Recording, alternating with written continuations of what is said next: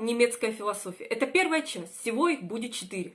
Немецкая философия – это философия на немецком языке или философия немецкого народа во всем ее многообразии. Необходимо указать, что немецкие философы вносили значительный вклад в европейскую интеллектуальную историю. Плюс можно также сказать, что немецкая философия – это обобщенное название для философии на немецком языке, а также философии немецких мыслителей. Немецкая философия является основополагающей как для аналитической, так и для континентальной традиции. Она охватывает философию Венского кружка и франкфуртскую школу, таких деятелей, как Готфрид Вильгельм Лейбниц, Иммануил Кант, Георг Вильгельм Фридрих Гегель, Карл Маркс, Фридрих Ницше, Мартин Хайдеггер, Людвиг Витгенштейн. В настоящее время они считаются одними из самых известных и изучаемых. Они занимают центральное место в основных философских течениях, таких как рационализм, немецкий идеализм, романтизм, диалектический материализм, экзистенциализм, феноменология, герменевтика, логический позитивизм и критическая теория. Датский философ Сёрен Кierkegaard также часто упоминается в обзорах немецкой философии из-за его активного взаимодействия с немецкими мыслителями.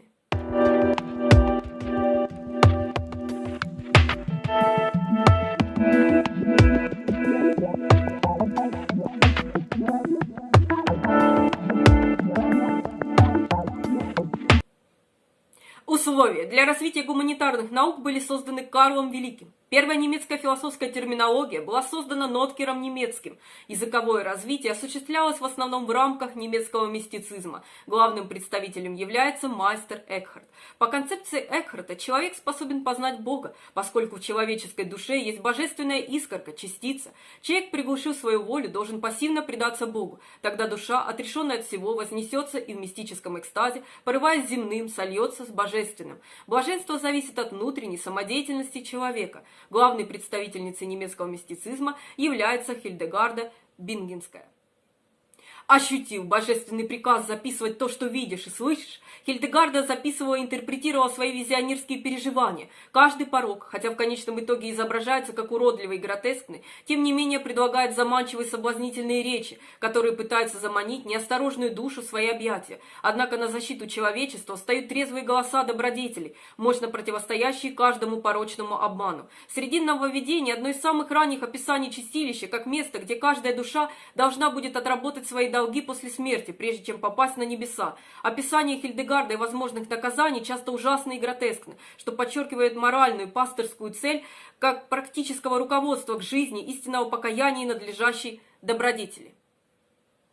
В эпоху высокого средневековья Альберт Великий стал важнейшим представителем немецкой философии. Альберт Великий был немецким теологом, философом, ученым, считающимся одним из величайших средневековых философов и мыслителей. Альберт Великий затрагивал широкий круг тем в области науки и философии. Он, как один из выдающихся схоластов, придал христианской философии и теологии форму и метод, которые в значительной степени сохранились до наших дней. Применение им аристотелевской методологии и принципов к изучению богооткровенного учения послужило основой схоластической системы, постулировавшей единство разума и веры. После Авероэса Альберт был главным комментатором трудов Аристотеля, чьи труды он изучал с величайшим усердием и чьи принципы он принял для систематизации теологии, которую он рассматривал как научное изложение и защиту христианского учения.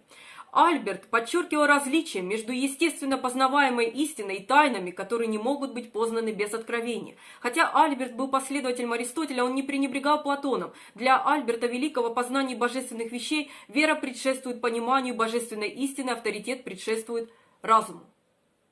Но в вопросах, которые могут быть познаны естественным образом, философ не должен занимать позицию, которую он не готов защищать разумом. Логика, по мнению Альберта, была подготовкой к преподаванию философии, поскольку разум был средством перехода от известного к познанию неизвестного. Философия была одновременно созерцательной и практической. Созерцательная философия охватывает физику, математику и метафизику. Практическая нравственная философия бывает монашеской для отдельного человека, домашней для семьи или политической для государства и общества.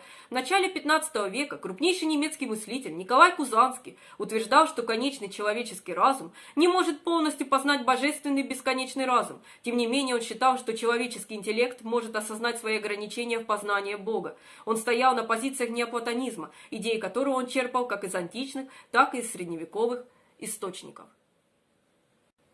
В целом, можно сказать, что основой его философии являлась теоретико-познавательная концепция совпадения противоположностей в Боге, где все рассудочные противоречия снимаются. Метафизически и теологически он считал, что Бог есть единое. Самой важной целью он считал максимально широкое воплощение мира и согласия, невзирая на объективные различия во мнениях. В своей философии он развил представление о религиозной терпимости.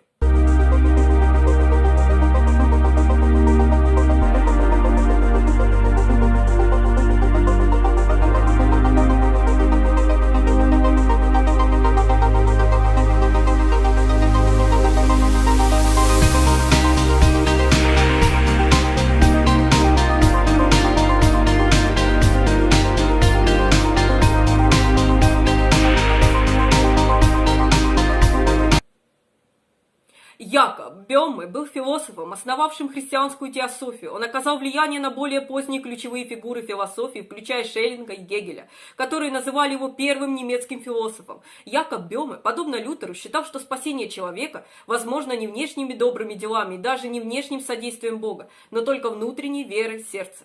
Без внутреннего духовного перерождения благие дела не имеют никакого значения. Не абстрактная схоластическая ученость, и тем более не внешняя власть людей авторитета, но лишь возрождение внутреннего человека способно на восстановление того вечного начала, которое, согласно Бёме, было когда-то утрачено человеческим родом.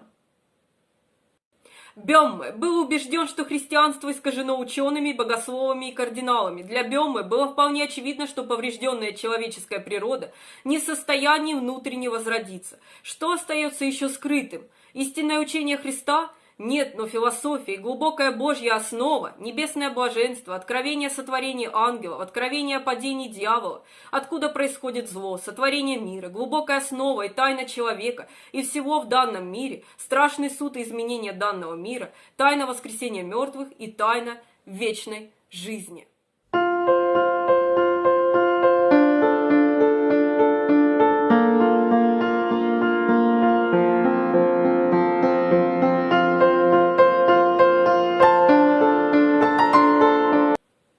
Готфрид Вильгельм Лейбниц был философом и математиком. Он был одним из великих сторонников рационализма XVII века. Работы Лейбница также предвосхитили современную логику и аналитическую философию, но его философия также восходит к схоластической традиции, в которой выводы делаются путем применения разума к первоосновам или априорным определениям, а не к эмпирическим данным. Лейбниц известен своим оптимизмом. Его теодицея пытается оправдать кажущееся несовершенство мира, утверждая, что он оптимален среди всех возможных миров.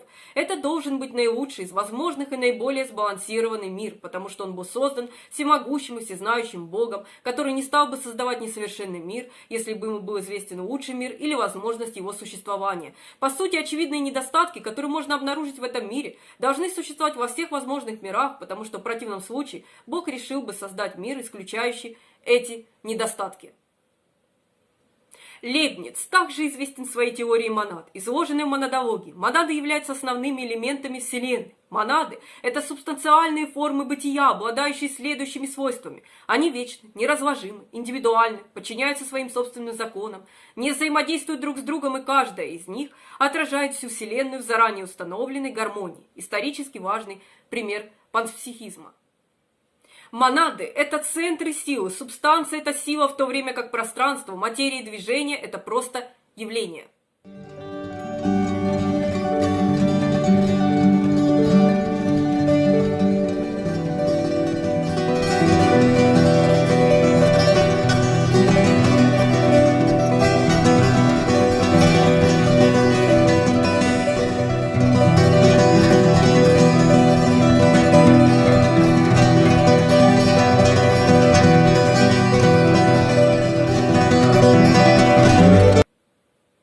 Немецкое просвещение – часть интеллектуального движения или течения, оказавшего влияние на значительную часть Европы. Великими представителями немецкого просвещения были Христиан Томази, Христиан Вольф, Мозес Мендельсон, Готхальд Лессинг, Иммануил Кант, Иоганн Готфрид Гердер и многие другие.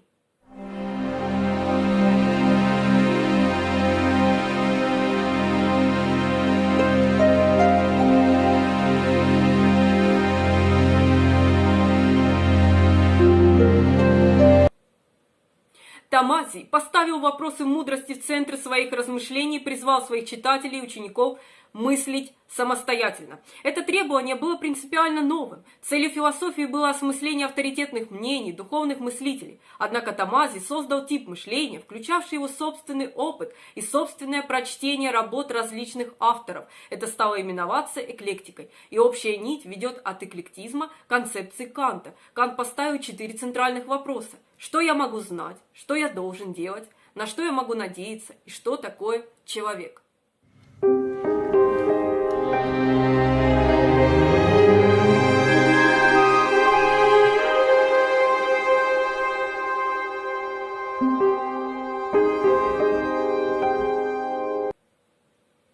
Вольф был выдающимся немецким философом. Его главным достижением стали работы почти по всем научным темам его времени, представленные и развернутые в соответствии с его демонстративно-дедуктивным, математическим методом, который, возможно, представляет собой вершину рациональности эпохи Просвещения в Германии.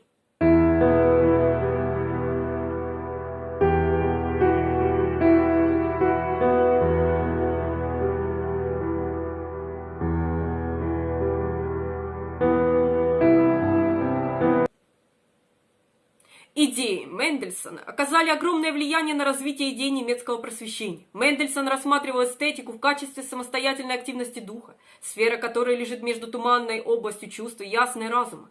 По его мнению, чувственность в сфере эстетического имеет большее значение.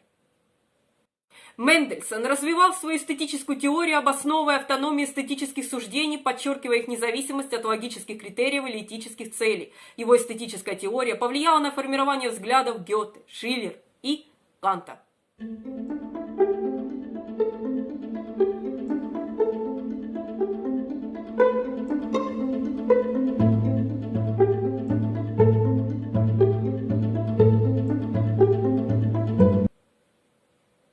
Сохраняя верность принципам рационализма, Лессинг соединил их с более глубокими взглядами на природу истории и искусства. История человечества, по его мнению, представляет собой процесс медленного развития человеческого сознания, преодоления глупости и освобождения от всевозможных догм. Лессинг видел назначение человека не в пустом показе интеллекта, а в живой деятельности. Свобода слова и мнения необходимы для борьбы.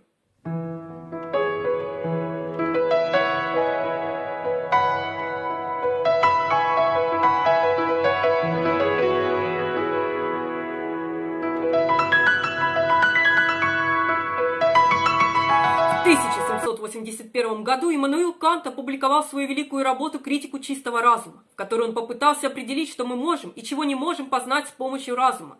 И он пришел к выводу, что мы никогда не сможем познать мир во всей его полноте ни с помощью разума, ни с помощью опыта. Иммануил Кант считается одним из величайших мыслителей, оказавших влияние на западную философию. В конце 18-го, начале 19 века он оказал прямое влияние на немецкий идеализм.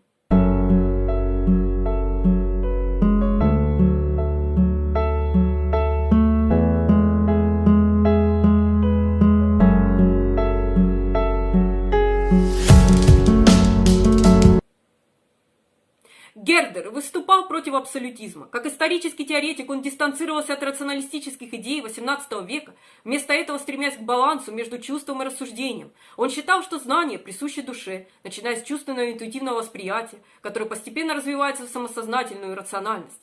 Для Гердера эта эволюция представляла собой гармонизацию примитивной и производной истины, опыта и интеллекта, чувства и рассуждения. Гердер заявлял, что национальная слава – это обманчивый соблазнитель. Когда она достигает определенного уровня, она охватывает голову железным обручем. Заключенный не видит в тумане ничего, кроме своего собственного образа. Он не восприимчив ни к каким другим мнениям и впечатлениям.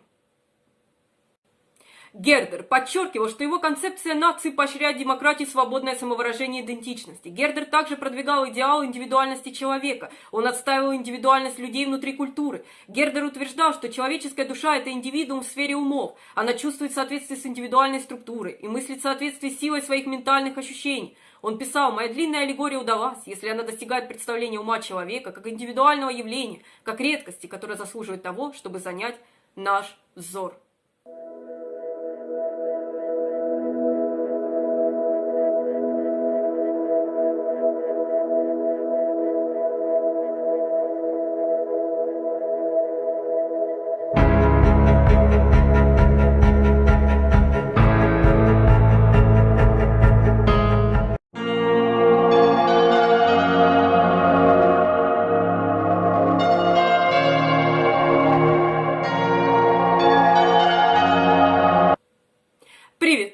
продолжаю говорить о немецкой философии, это вторая часть.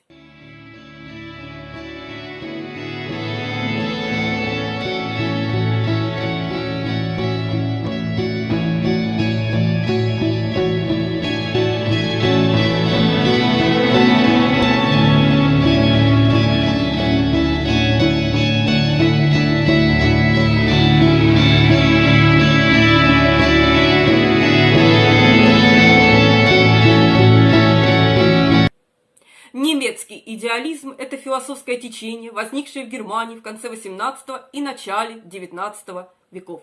Немецкий идеализм развился на основе работы Иммануила Канта и был тесно связан как с романтизмом. Романтизм – это идейное и художественное направление, которое характеризуется утверждением самоценности духовно-творческой жизни личности, изображением сильных страстей и характеров, одухотворенной и целительной природы, так и с революционной политикой эпохи Просвещения. Что касаемо Просвещения, в основе этого интеллектуального движения лежали рационализм и свободомыслие. Наиболее выдающимися немецкими идеалистами считаются помимо Иммануила Канта Иоганн Готлиб Фихте, Фридрих Вильгельм Йозеф Шеллинг и Георг Вильгельм Фридрих Гегель. Они в целом были доминирующими фигурами в немецкой философии XIX века. Также большое значение имели йенские романтики Фридрих Гёльдерлин, Новалис и Фридрих Шлегель. Как известно, Гёльдерлин был неоплатоником. Он высказывал мысли о вечном циклическом движении, кругообороте тех же самых смыслов, которые попадают в чувственный космос из трансцендентальной сферы. Он описывал следующее, что, умерев, люди снова возвратятся преображенными. Гёльдерлин писал о страданиях людей как о следствии отсутствия гармонии и единства с природой, что человек предпочел подчинить природу себе, бороться с ней. Новалис разработал волшебный магический идеализм. Это синтез немецкого идеализма Фихте и Шеллинга с творческим воображением. Цель творческого воображения – разрушить барьеры между языком и миром, а также субъектом и объектом. Волшебство, магия – это оживление природы, поскольку она отвечает нашей воле. Другим элементом волшебного магического идеализма Новалиса является его концепция любви. По мнению Новалиса, любовь – это чувство взаимоотношений и симпатии между всеми существами в мире, которое считается как основой волшебства, магии, так и ее целью. Шлегель считал, что целью его работы было представить единое объединение философии, прозы, поэзии и критики. Основными положениями его философии являются следующие. Шлегель считал, что для ума одинаково губительно иметь систему и не иметь ее. Поэтому нужно объединить эти два варианта. Философом можно только стать, но не быть им. Как только человек верит, что он им является, он перестает им быть. Для Шлегеля мир – это не система, а история, из которой впоследствии могут вытекать законы. Истина – это безразличие двух противоположных заблуждений. Наши знания – ничто, мы только слушаем слухи. Шлегель указывал, разум – это измерение, которое само по себе не может описать целостность мира. В общем, вы не сможете по-настоящему понять историю, если не подойдете к ней поэтически, интуитивно и не попытаетесь сопереживать эмоциональному миру рассматриваемого времени. Фридрих Генрих Якоби, Готлоб Эрнст Шульце, Карл Леонгард Рейнгольд, Соломон Маймон, Фридрих Даниэль Эрнст Шлейермахер и Артур Шопенгауэр также внесли значительный вклад в развитие йенской литературы, впрочем, и не только. Якоби в своих философских трудах полемизировал с рационалистическими учениями Канта, Фихте и Шеллинга, оставаясь на почве строгого теизма.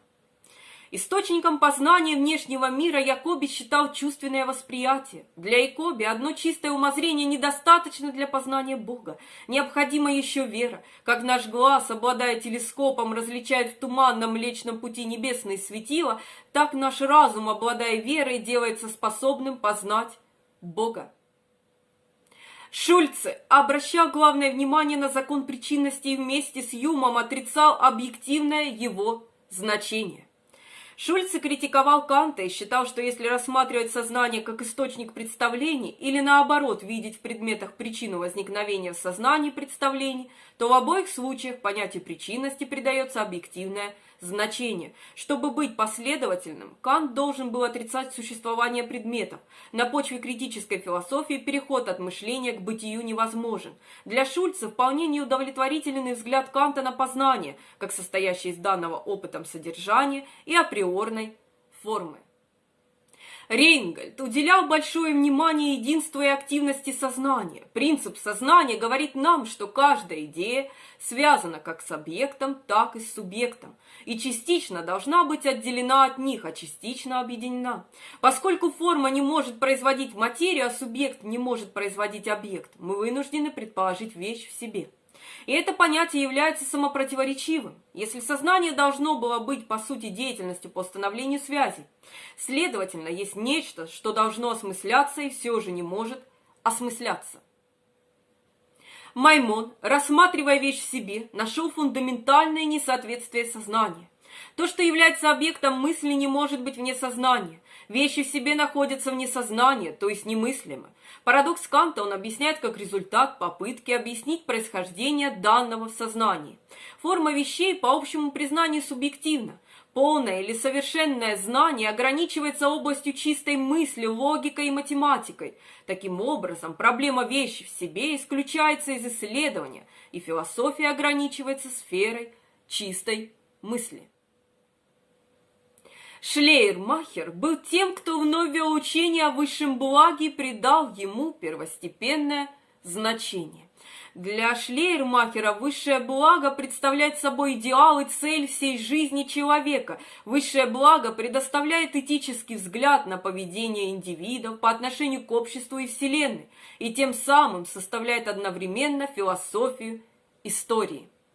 Система Шлейермахера делится на учение о моральных целях, учение о добродетели и учение о долге. Другими словами, это развитие идей, подчинение природы разуму, и что она становится описанием действительных форм торжества разума, моральной силы. Шопенгауэр был одним из первых философов западной традиции, разделявших и утверждавших важные принципы индийской философии, такие как аскетизм, отрицание себя и понятие мира как явления, иллюзии, видимости. Его философия была описана как образцовое проявление философского пессимизма. Труды Шопенгауэра оказали влияние на различные дисциплины, включая философию и литературу. Его труды по эстетике, морали и психологии оказали влияние на многих мыслителей и художников.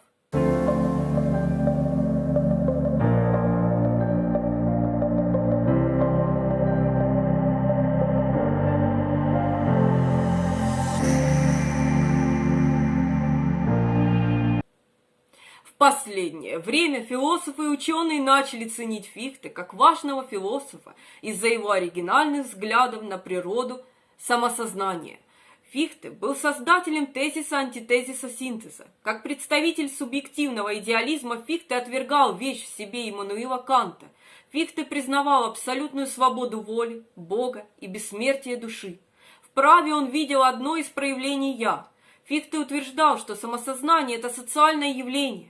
Для Фихте необходимым условием самосознания каждого субъекта является существование других разумных субъектов.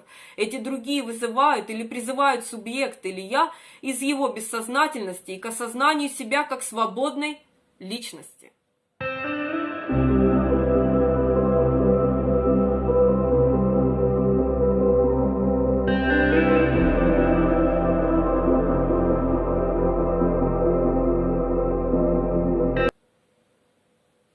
Шеллинг, первоначально придерживавшийся идей Фихте, впоследствии создал свою собственную философскую систему.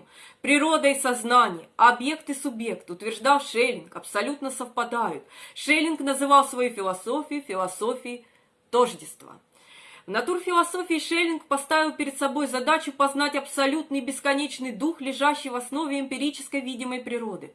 Согласно Шеллингу, наука о природе, основанная исключительно на разуме, призвана раскрыть безусловную причину, которая порождает все природные явления. Шеллинг рассматривал абсолют как начало, способное к саморазвитию, через противоречие. В этом смысле философия Шеллинга характеризуется некоторыми чертами идеалистической диалектики. В своей ранней философии Шеллинг отводил особую роль искусству, в котором, по его мнению, полностью постигается реальность высшего бытия. Шеллинг интерпретировал искусство как откровение. Художник, по мнению Шеллинга, это некое мистическое существо, творящее в бессознательном состоянии. Для Шеллинга главным инструментом творчества является интуиция, внутреннее созерцание. В дальнейшем Шеллинг полностью перешел к мистической философии.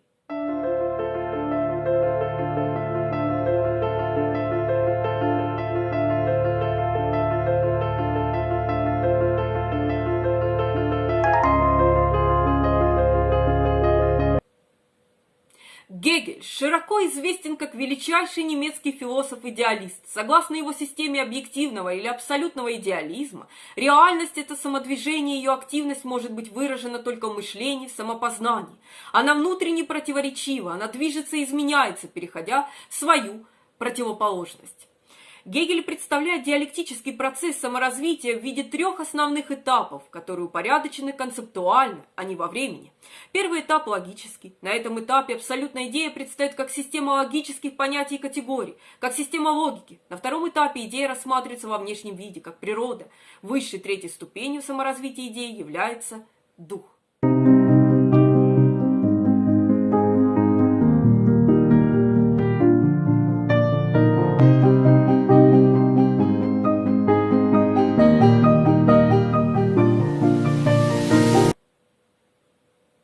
Критика чистого разума Иммануила Канта была источником влияния на раннюю романтическую мысль.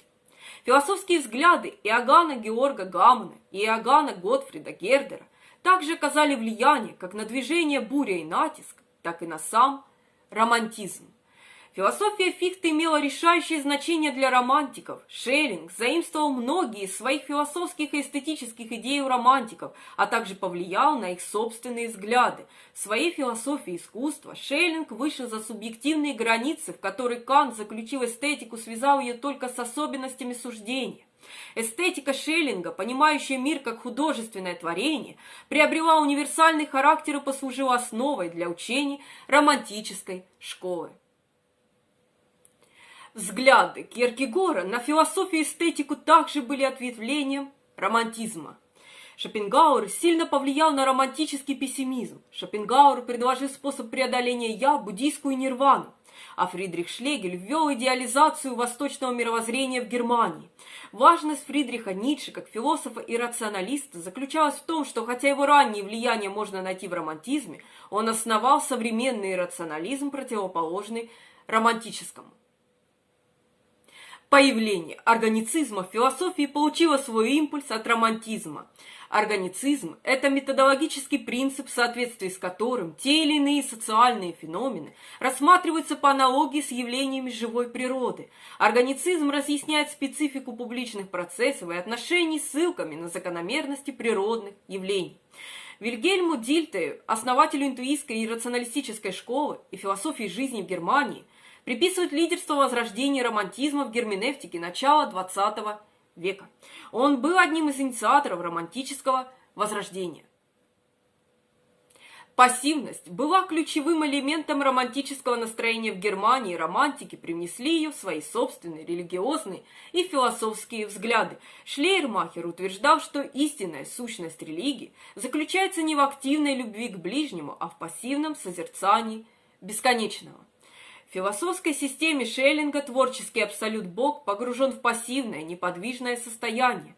Единственная деятельность, которую допускали романтики, это та, в которой почти отсутствует волевой элемент, то есть художественное творчество. Они считали представителей искусства самыми счастливыми людьми. Шеллинг считал художника несравненно более высоким существом, чем философа, поскольку тайну мира можно разгадать по его мелочам не с помощью систематического логического мышления, а только с помощью прямой художественной интуиции, интеллектуальной интуиции. Романтики любили мечтать о таких легендарных странах, где вся жизнь с ее повседневными заботами уступала место вечному празднику поэзии. Эстетическое настроение романтизма, отражение и идеализация вновь проявляются в философской системе Шопенгауэра «Мир как воля и представление», завершающийся пессимистическим аккордом. Шопенгауэр утверждал, что в основе мира и человека лежит воля к жизни, которая приводит их к страданиям и скуке, а счастье могут испытать только те, кто освобождается от ее гнетущего господства. Даже художник освобождается от власти воли лишь временно. Как только он превращается в обычного смертного, его алчная воля снова подает голос и бросает его в объятия разочарования и скуки. Таким образом, над художником возвышается индуистский мудрец или святой аскет.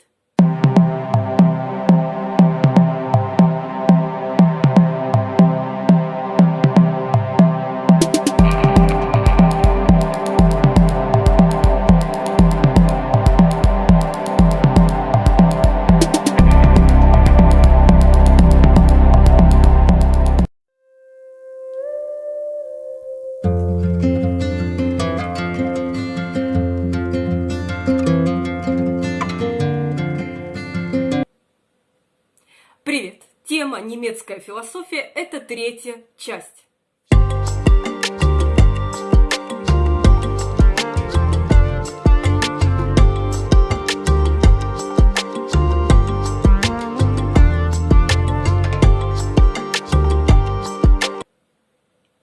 Важно указать, что Гегель оказывал огромное влияние на философию на протяжении всего XIX века.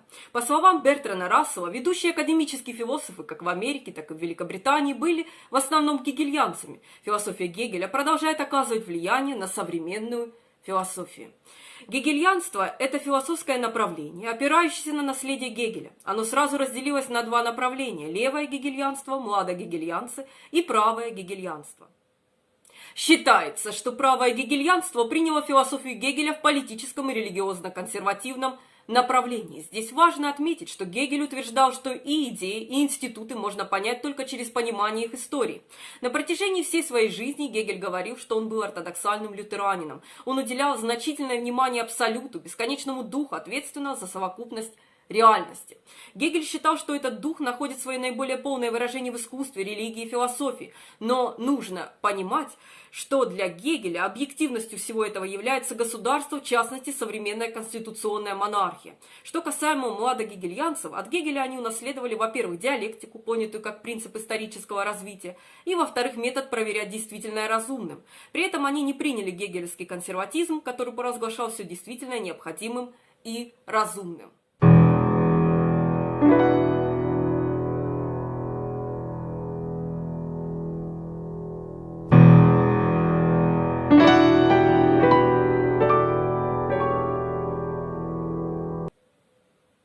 Фридрих Энгельс был младогегельянцем, другом Карла Маркса, вместе с которым он разработал теорию научного социализма, коммунизма. Это применение исторического материализма, то есть исторических изменений, происходящих в том, как люди совместно трудятся, чтобы заработать себе на жизнь для развития социализма.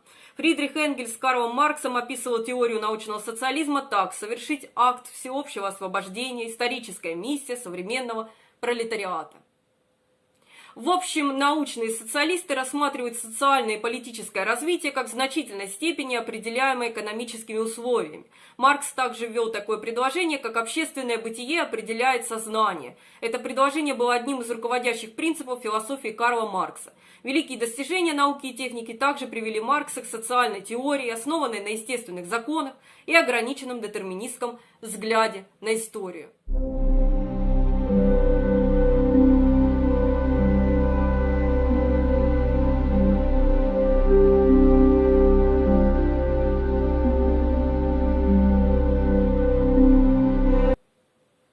Иосиф Дицкин был немецким философом, который самостоятельно разработал ряд вопросов философии и пришел к выводам, очень близким к диалектическому материализму Маркса и Энгельса. Итак, Иосиф Дицкин дал следующее резюме своих философских позиций. Инструмент мысли – это вещь, как и все другие обычные вещи, часть или атрибут Вселенной. Он принадлежит, в частности, к общей категории бытия и является аппаратом, который создает подробную картину человеческого опыта посредством категориальной классификации. Чтобы правильно использовать этот аппарат, назад, нужно полностью осознать тот факт, что мировая единица многообразна и что все многообразие является единицей. Это по сути решение загадки древней эллинской философии, как единое может содержаться во многом, а многое в одном.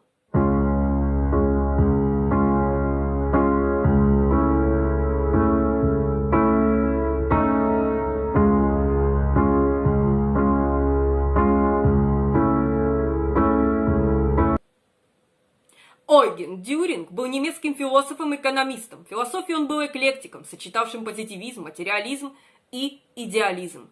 Он критиковал взгляды Фридриха Энгельса. Дюринг считал философию априорным учением о конечных истинах.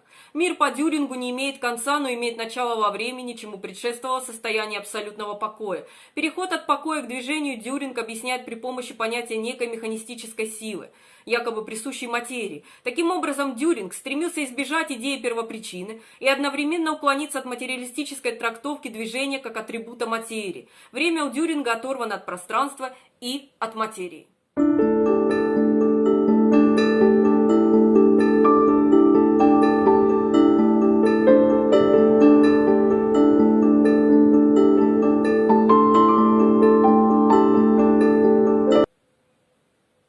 Противником гегелевской мысли был Артур Шопенгауэр. Он находился под влиянием восточной философии, в частности буддизма, и был известен своим пессимизмом. В своей самой влиятельной работе «Мир как воля и представление» Шопенгауэр утверждал, что мир – это по сути то, что мы осознаем в себе как свою волю. Его анализ воли привел его к выводу, что эмоциональные, физические, сексуальные желания никогда не могут быть удовлетворены.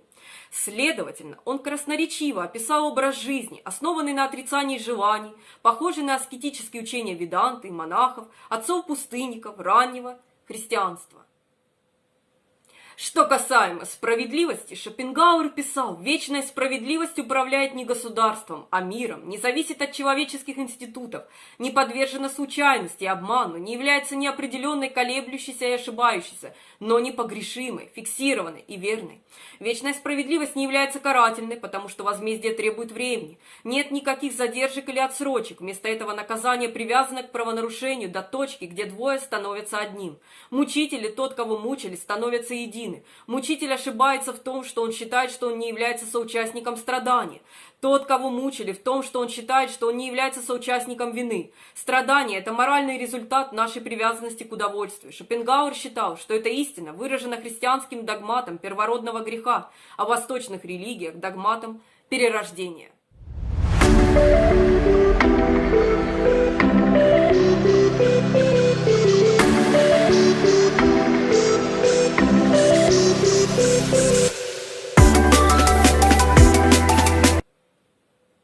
Работая в метафизических рамках Шопенгауэра, Майнлендер рассматривает волю как глубочайшую сердцевину бытия, онтологическую арку. Однако в важных аспектах он расходится с Шопенгауэром. У Шопенгауэра воля едина и не подвластна времени и пространству. Трансцендентальный идеализм Шопенгауэра приводит его к выводу, что мы можем получить доступ к определенному аспекту вещи в себе только посредством интроспективного наблюдения за нашим собственным телом. То, что мы наблюдаем как волю, это все, что нужно наблюдать, и ничего больше. Здесь нет скрытых аспектов. Более того, посредством самоанализа мы можем наблюдать только нашу индивидуальную волю. Это приводит Майнлендера к философской позиции плюрализма. Необходимо подчеркнуть, что Майнлендер делал акцент на идее спасения всего творения. Это еще одно отличие его философии от философии Шопенгауэра. Для Шопенгауэра подавление воли – редкое явление. Для Майнлендера весь космос медленно, но верно движется к подавлению воли к жизни. И, как он это называет, искуплению.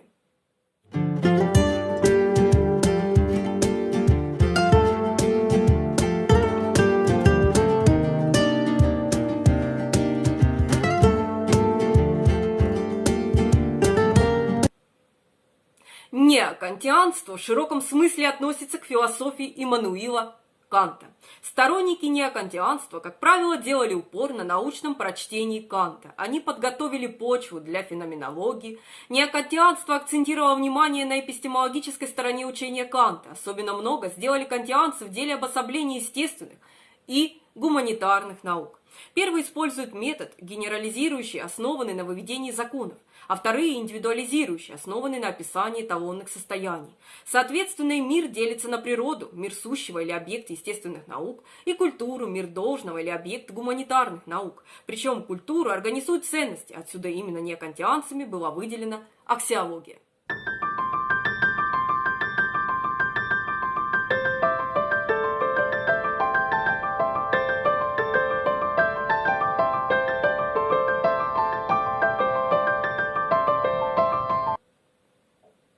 Фридрих Ницше изначально был сторонником Шопенгауэра, однако вскоре он отказался от пессимистического взгляда Шопенгауэра на жизнь и попытался создать позитивную философию.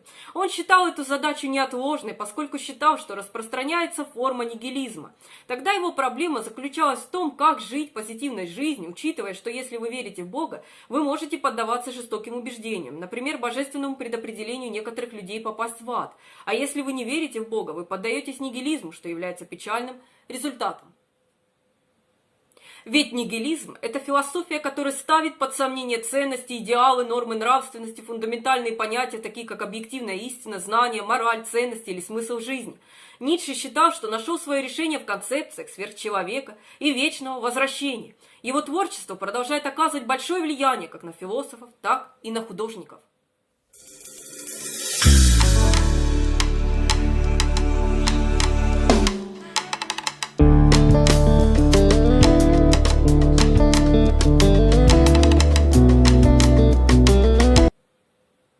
Эрнст Мах был австрийским физиком и философом. Мах рассматривал вещи как комплексы ощущений, отрицая существование внешнего мира, независимого от человеческого сознания. Его философия нашла поддержку среди западноевропейских марксистов, западных физиков начала XX века, включая в первую очередь Альберта Эйнштейна.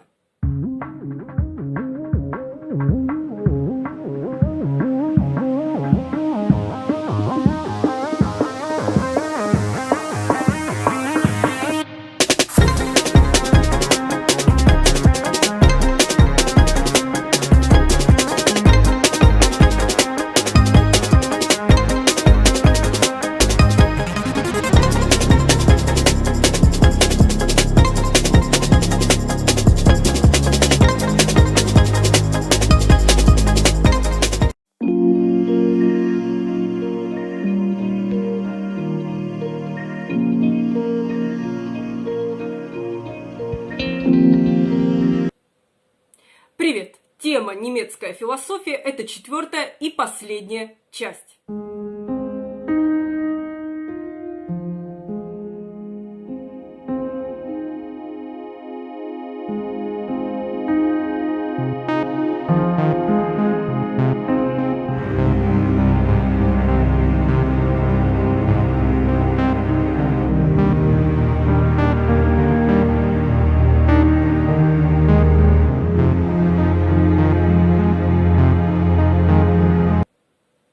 Неогегельянство, также оно известно как постгегельянство. Это собирательный термин, обозначающий ряд движений, которые стремились пересмотреть философию немецкого философа-идеалиста Гегеля. Неогегельянство было связано с необходимостью изучения онтологии, поскольку эпистемологические методы начали пересматриваться. Неогегельянство было направлено не на реконструкцию всей философии Гегеля, а скорее на то, что Гегель необходим для того, чтобы понять мировоззрение и историческую человеческую жизнь в ответ на социальные обстоятельства, которые в то время по-разному менялись. Таким образом, это не было ни деятельностью по полной реконструкции гегелевской философии, ни объединением, подобным в школе, но важность философии Гегеля была пересмотрена и активизировались различные литературные исследования немецкого идеализма. Большим достижением стало то, что философия немецкого идеализма от Канта до Гегеля утвердилась как важный период современной философии, который признается в современных философских исследованиях.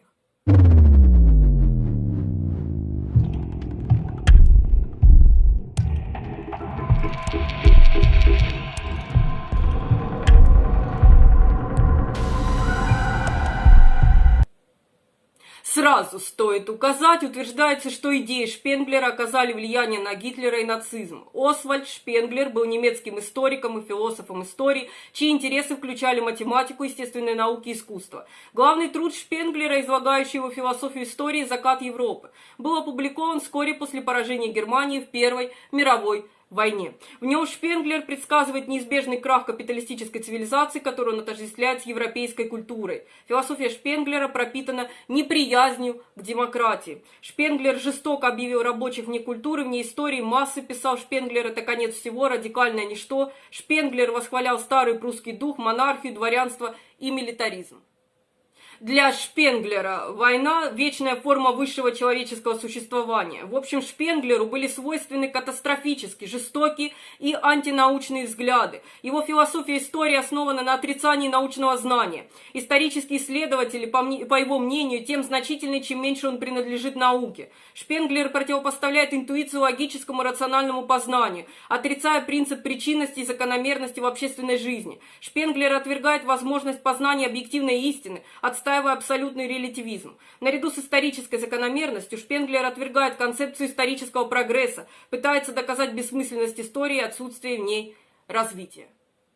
Научному пониманию естественного исторического развития Шпенглер противопоставляет исторический фатализм предопределения судьбу. Шпенглер также отрицает единство мировой истории. Его история распадается на ряд совершенно независимых уникальных культур, особых организмов, стоящих особняком, имеющих индивидуальную судьбу и переживающих периоды становления, расцвета и умирания.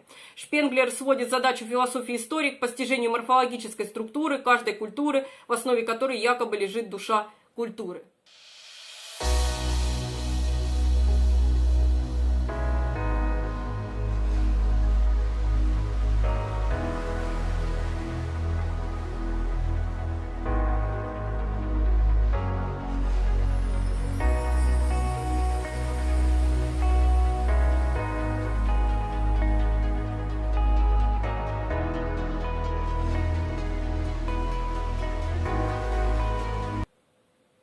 В конце XIX века логика Готтлоба Фреге продемонстрировала первый существенный шаг вперед с момента ее зарождения в Древней Греции. Это было началом аналитической философии. В начале XX века группа немецких и австрийских философов и ученых сформировала Венский кружок для продвижения научных идей о построении гегелевской системы, которая, по их мнению, оказывала негативное влияние на интеллектуальное мышление. Группа считала себя логическими позитивистами, поскольку считала, что все знания либо получены на основе опыта, либо получены с помощью аналитических утверждений, и они использовали логику Фреге, а также ранние работы Людвига Витгенштейна в качестве основы для своей работы.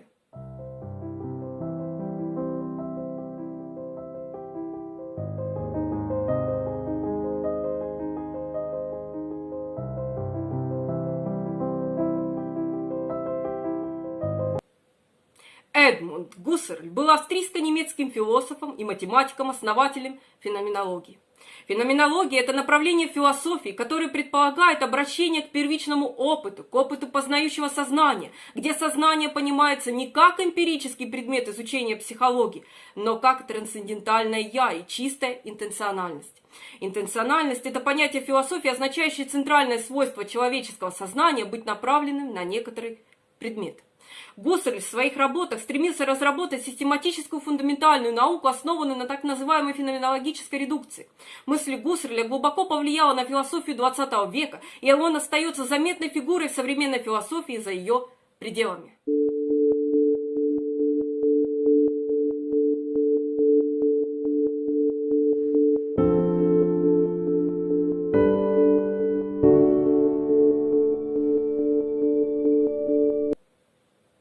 Карл Ясперс был немецко-швейцарским психиатром и философом, оказавшим сильное влияние на современную теологию, психиатрию и философию. В основном Ясперса связывают с философией экзистенциализма, отчасти потому, что он в значительной степени опирается на экзистенциалистские идеи Ницше и Кьеркегора, а отчасти потому, что тема индивидуальной свободы пронизывает его работы.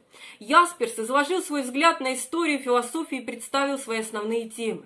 Начиная с современной науки и эмпиризма, Ясперс указывает, что когда люди подвергают сомнению реальность, Они сталкиваются с границами, которые эмпирический или научный метод просто не может преодолеть. В этот момент индивидуум сталкивается с выбором – погрузиться в отчаяние и смирение или совершить прыжок веры к тому, что Ясперс называет трансцендентностью.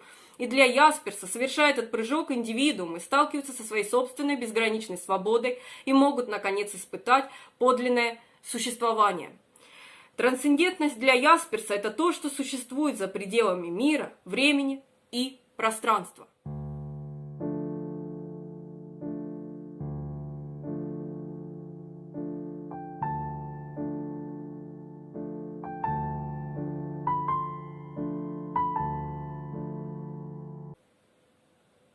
Мартин Хайдеггер был немецким философом. Его работы охватывают широкий круг тем, включая онтологию, искусство, метафизику, гуманизм, язык и историю, философию. В апреле 1933 года Хайдеггер был избран ректором Фрайбургского университета и подвергся широкой критике за поддержку нацистской партии во время своего пребывания в должности. Хайдеггер проводил онтологическое исследование посредством анализа вида бытия, которым обладают люди, а именно, что люди являются тем видом существ, которые способны ставить вопрос о смысле бытия. В первом крупном тексте Хайдеггера «Бытие и время» «Дазайн» вводится как термин для типа бытия, которым обладают люди. Хайдеггер считал, что Дазайн уже имеет деонтологическое и конкретное понимание, которое формирует то, как оно живет, которое он анализировал в терминах единой структуры бытия в мире. Хайдеггер использовал этот анализ, чтобы подойти к вопросу о смысле бытия, то есть к вопросу о том, как сущности проявляются как конкретные сущности, которыми они являются. Другими словами, главный вопрос о бытии Хайдеггера касается того, что делает сущее понятным как сущее. Хайдеггер представлял три основные структурные черты бытия в мире: понимание, настройка и дискурс. Понимание – это наша фундаментальная способность быть кем-то, делать что-то, передвигаться по миру. Это базовое ноу-хау, в рамках которого Дазайн выполняет обычно рутинные задачи, составляющие повседневную жизнь. Хайдеггер утверждает, что этот способ понимания более фундаментален, чем теоретическое понимание. Настройка – это наш способ обнаружить себя втянутыми в мир.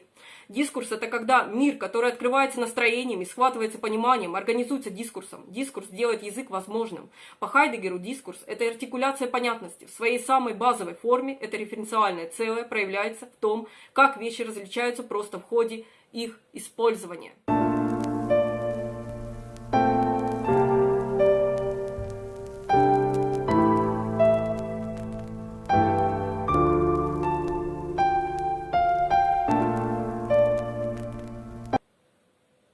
Ханна Аренд была немецким и американским историком и философом. Она была одним из самых влиятельных политических теоретиков XX века. Ее работы охватывают широкий спектр тем, но она наиболее известна теми, которые касаются природы, богатства, власти и зла, а также политики, традиций и тоталитаризма. Ханна Аренд наиболее известна своей работой о темных временах, природе тоталитаризма и зла. Она наполнила ее искрой надежды и уверенности в природе человечества. Что даже в самые темные времена мы имеем право ожидать некоторого просветления. И что такое просветление может исходить не столько от теории и концепций, сколько от неопределенного, мерцающего и часто слабого света, который некоторые мужчины и женщины в своей жизни и своей работе будут зажигать почти при любых обстоятельствах и проливать в течение отведенного им периода времени. Аренд объяснила тиранию, используя фразу Канта «радикальное зло», из-за которого его жертвы стали лишними людьми. Аренд пыталась найти решение, чтобы помочь людям снова думать, поскольку современная философия не преуспевала в том, чтобы помочь людям жить правильно.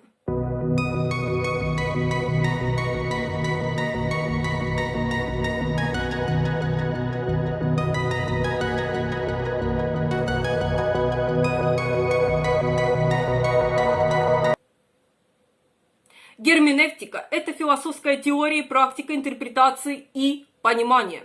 Первоначально герменевтика относилась к интерпретации текстов, особенно религиозных. В XIX веке Фридрих Шлейермахер, Вильгельм Дильте и другие выдвинули герменевтику за рамки простого толкования и превратили ее в общегуманистическую дисциплину.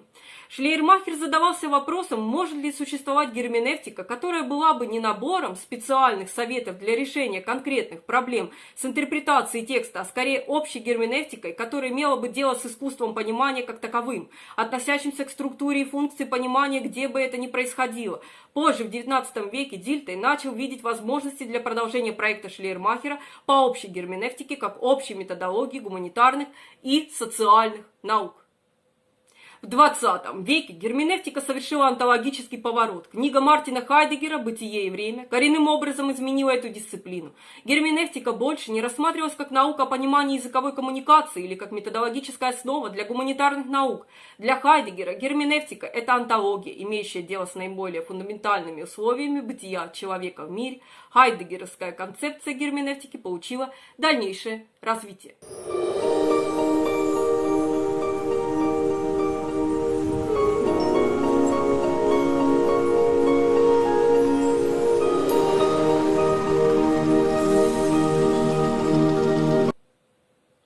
В 1923 году Карл Грюнберг основал Институт социальных исследований, опираясь на марксизм, психоанализ Фрейда и философию Вебера, который стал известен как Франкфуртская школа. После Второй мировой войны школа была реформирована. Хотя ее сторонники опирались на марксизм, они были ярыми противниками сталинизма. С 1960-х годов Франкфуртская школа руководствуется работой Юргена Хабермаса о коммуникативной рациональности или причине и лингвистической интерсубъективности.